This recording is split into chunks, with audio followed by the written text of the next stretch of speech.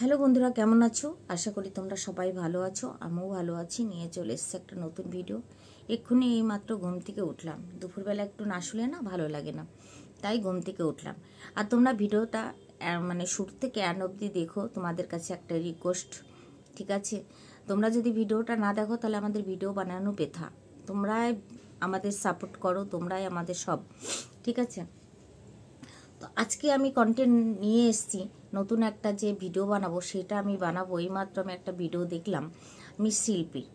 তো আমি শিল্পীকে কটা কথা বলতে চাই। যে শিল্পীর যে এখন বলছে, বন্ধুরা তোমরা কি বলতে চাইছো, কি বলছো? আমি সেখানে বলবো যে শিল্পীকে, যে শিল্পী দেখো, করিয়া ভাবিও কাজ, করার পরে ভেবো না। করার আগে না তখন এমন মনে হয়ে যায় যে এখান থেকে মনে হয় বেরিয়ে যাওয়াটাই ভালো, এখান থেকে মনে হয় বেরিয়ে যাওয়াটাই ভালো। কিন্তু না, অত সহজ না, জানো তো। মেয়েদের জীবনটা একটু অন্যরকম, বুঝতে পেরেছো? হ্যাঁ, যারা নোংরামি করবে তাদের জন্য একরকম, আর যারা নোংরামি করবে না তাদের জন্য একরকম, তাই না? এবার আমি বলি যে দেখো, মেয়েদের প্রত্যেকটা মেয়েদের জীবনেই কিন্তু একটা দুঃখ আছে।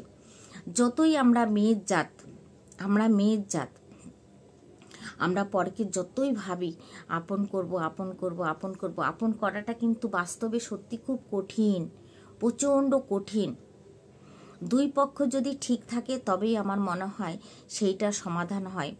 আর যদি দুই পক্ষ ঠিক না থাকে তাহলে কিন্তু এক পক্ষের থেকে সমাধান করাটা অনেক বড় কঠিন। মেয়েদের জীবনটাই বানিয়েছে ভগবান এইভাবে, বুঝতে পেরেছ? তো আমার মনে হয় সেইখানে যে একে তো তোমার যাওয়াটা, বাড়ির থেকে বেরোনোটা ভুল হয়েছে। হ্যাঁ, ওখানেই তুমি দাপট নিয়ে খেতে পারতে। আর যাহাতে তোমার দুটো বাচ্চা অন্যভাবে মানুষ হয়েছে, হ্যাঁ, যেটা আমি গীতাদির ভিডিও থেকে শুনতে পেলাম, অন্যরকম একটা। সেখানে আমি বলবো যে তুমি যদি তার থেকে বেশি দিতে পারো তবেই আমার মনে হয় উচিত বেরোনো। আর তুমি যদি তার থেকে কম দিতে পারো তাহলে কিন্তু বাচ্চাগুলো, দেখো, একটা বাচ্চা কিন্তু দুঃখের থেকে সুখে আসতে পারে, কিন্তু একটা বাচ্চা সুখ থেকে দুঃখে নেমে যেতে পারে না, তাই তো? এইবার সেখানে তুমি যখন চলেই গেছো, তুমি তোমার ভালো মন্দটা বিবেচনা করে বাড়ির থেকে বেরিয়েছো। আর তখন না বিবেচনা করাটাও যায় না। তখন রাগ এমনই একটা মানে জিনিস, কি বলবো, তখন মানুষকে মানুষ মরতে গেলেও ভয় পায় না। এই যে মানুষ সুসাইড করে, কিভাবে করে? তখন ভয় ডর কিছু থাকে না ভিতরে। তখন মনে হয় আমি মরে গেলেই মনে হয় শান্তি পাবো। কিন্তু জানো তো, শান্তি কোথাও গেলে পাওয়া যায় না। শান্তি এমনই একটা জিনিস, কোথাও গেলে পাওয়া যায় না। এটাই হলো বাস্তব, জানো তো। এবার দেখো, তুমি যখন ঘর ছেড়ে দিয়ে নিয়েছো তখন কিন্তু তুমি কাউকে জিজ্ঞেস করে ছাড়োনি যে আমি কি করলে ভালো হয়। এই ভিডিওটা আমার মনে হয় তুমি যদি ওই বাড়িটা ছাড়ার আগে ছাড়তে, যে আমি কি করলে কি হবে, বাড়িটা ছেড়ে দিলে ভালো হবে না বাড়িতে থাকলে ভালো হবে, আমার মনে হয় সেই জায়গাটা তখন ঠিক ছিল। কিন্তু এখন তো যা হবার হয়ে গেছে। এখন মানুষের বুদ্ধি নিয়ে তো আর কোনো লাভ নেই, আছে কি? এখন তোমার বুদ্ধিতে যেটা তোমার ভালো লাগবে তুমি কিন্তু সেটা করবে। তোমার বুদ্ধিতে যেটা তোমার এখন ভালো লাগবে সেটাই তোমাকে করতে হবে। কেন? তুমি কিন্তু আগে কারো মতামত নেওনি। আর আমি জানি রাগ অনেক একটা খারাপ জিনিস। তখন মনে হয় যে এখান থেকে বেরোলে পারি, আমি এখান থেকে বেরোলেই বাঁচি, এরকম একটা ভাব মনে হয়। কিন্তু ক্ষণিকের আমার মনে হয় যে তোমার স্বামীর সঙ্গে যদি মনোমিল একদমই সত্যি না থাকে, সেইখানে যদি তোমার স্বামী, যে কথা তুমি বললে যে পাত্তা যদি সত্যি একদমই তোমাকে স্ত্রী ভাবে, যদি একদমই পাত্তা নাই দেয়, বিলকুল না দেয়, তাহলে দেখো, একতরফার থেকে শিল্পী সংসার হয় না, একতরফার থেকে সংসার হয় না। সংসারটা কিন্তু দুই তরফায় লাগে, দুই তরফার থেকেই কিন্তু একটা সংসার হয়, একতরফার থেকে কিন্তু কোনোদিনও সংসার হয় না। দুই তরফা যখন এগোয় তখনই কিন্তু একটা সংসার হয়। আর একটা মেয়ে, আমি আমাকে দিয়ে বলছি যে একটা মেয়ে কিন্তু একটা সংসার গুছানোর জন্য অনেক পরিশ্রম করে, অনেক পরিশ্রম করে। তাই বলে আমি বলবো না যে সব মেয়েরা, না, সব মেয়েরা করে না। অনেক মেয়েরা আছে ভরা ভরা সংসার, সেটাকে একদম মাটির সাথে মিশিয়ে দেয়, পারে না, পারে না। ধরো লাগবে আধা কিলো চাল, রান্না করলো 3 পাও চাল, 750 গ্রাম লাগবে, ওরা 500 গ্রাম, সেখানে রান্না করলো 750। কেন? তার মন ভরলেও চোখটা ভরে না, যদি কম হয়, যদি কম হয়। কিন্তু মেয়েদের এমনও সময় আছে সবাইকে দিতে দিতে না নিজে রান্না বান্না করে সারাদিন পরিশ্রম করে যে মানুষটা, সেই মানুষটা খেতে গেলেই কিন্তু এক মুঠ কম হয়। সেই মানুষটা কিন্তু সেই ভাত কটা খেয়ে, জল খেয়ে, তারপরে তৃপ্তি মিটিয়ে কিন্তু সংসারে যদি সুখ থাকে না, হাসি মুখে কাটিয়ে দিতে পারে, তাই না?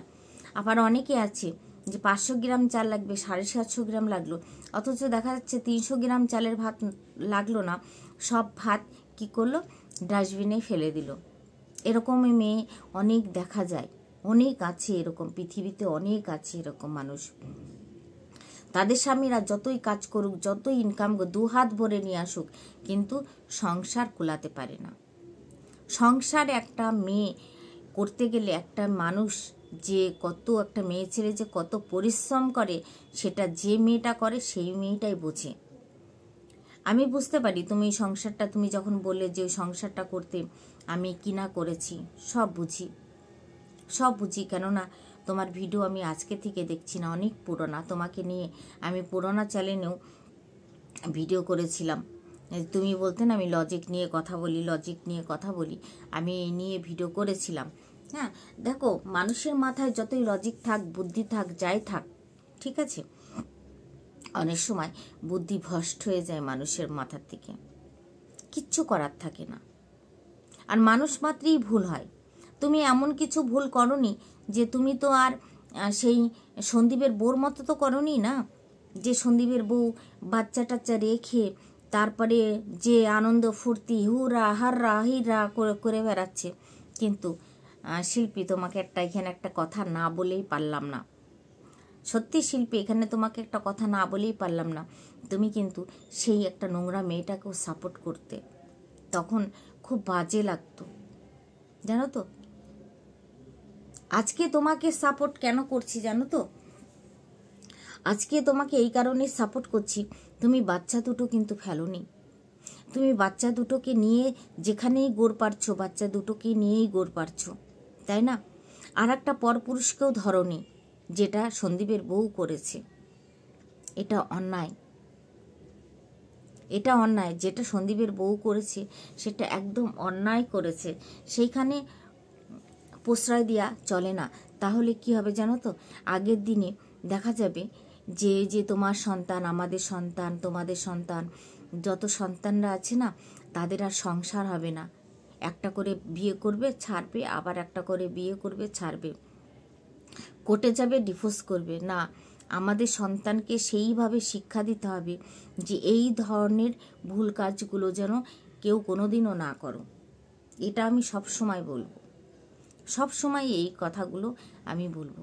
আজকে তোমাকে সাপোর্ট এই কারণেই করছি, বাচ্চা দুটো তোমার সঙ্গে আছে, আর তুমি একটা নোংরা কাজ করে কিন্তু বাড়ির থেকে বেরোনি। তোমার বরের জন্য তুমি ওই বাড়ির থেকে বেরিয়েছো। দেখেছো মানুষের কি নসিব, মানুষের কি কপাল, বুঝতে পেরেছো? আজকে তুমি যেরকম নির্দোষ, আজকে তুমি যেরকম নির্দোষ, তুমি ভাবছো না তোমার নিজেকে নিজে যে আমি নির্দোষ? তো আমার মনে হয় সেখানে সন্দীপও কিন্তু এরকমই একটা নির্দোষ। সন্দীপেরও কিন্তু কোনো দোষ ছিল না, জানো তো। তা মনে হলো যে তোমাকে কমেন্ট না করে একটা ভিডিও করে কথাগুলো বললে বেশি ভালো হয়, তার জন্য এই ভিডিওটা বানানো। তাই এইখানেই আমি রাখলাম। টাটা, বাই বাই, সবাই ভালো থেকো।